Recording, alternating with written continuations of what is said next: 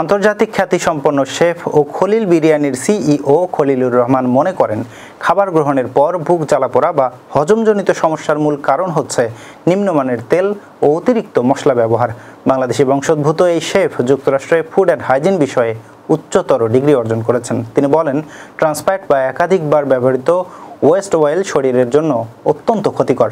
রান্নায় নির্দিষ্ট অনুপাত বজায় না রেখে অতিরিক্ত তেল মশলা ব্যবহার করলে তা হজমের সমস্যা, বুক জ্বালাপোড়া এমনকি ফুড পয়জনিং পর্যন্ত ডেকে আনতে পারে।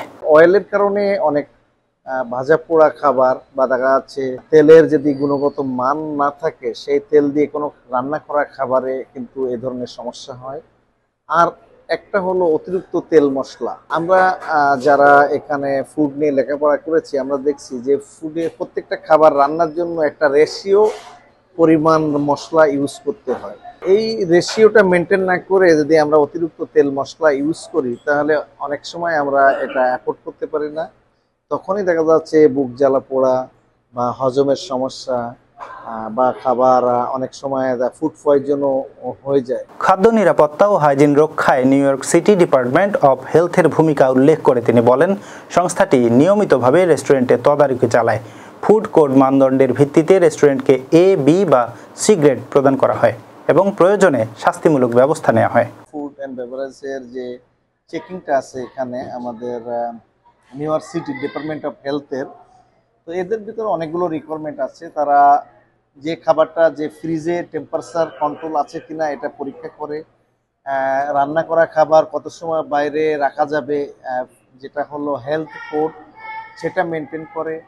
পাশাপাশি কোল্ড ফুড কোল্ড এবং হট ফুড হট ঠিকমতো আছে কিনা এটা মেনটেন করে। আর এগুলো যদি আমরা মেনটেন না করি, তাহলে আমরা হেলথ ইন্সপেক্টর থেকে টিকিট পাই।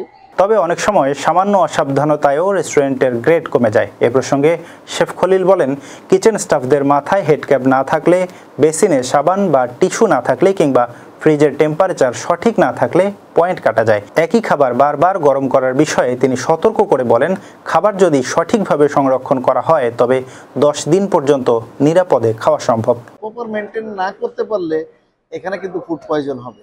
আমাদের হয় রাখতে হবে 140 ডিগ্রি ফারেনহাইটের উপরে টেম্পারেচারে, অথবা আমাদের 40 ডিগ্রি টেম্পারেচারের নিচে কিন্তু ফুডটা রাখতে হবে।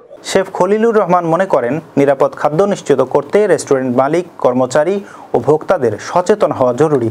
হাইজিন মানলে গ্রাহক যেমন নিরাপদে থাকবেন, তেমনি রেস্টুরেন্টও ভালো রেটিং পাবে বলে মনে করেন তিনি।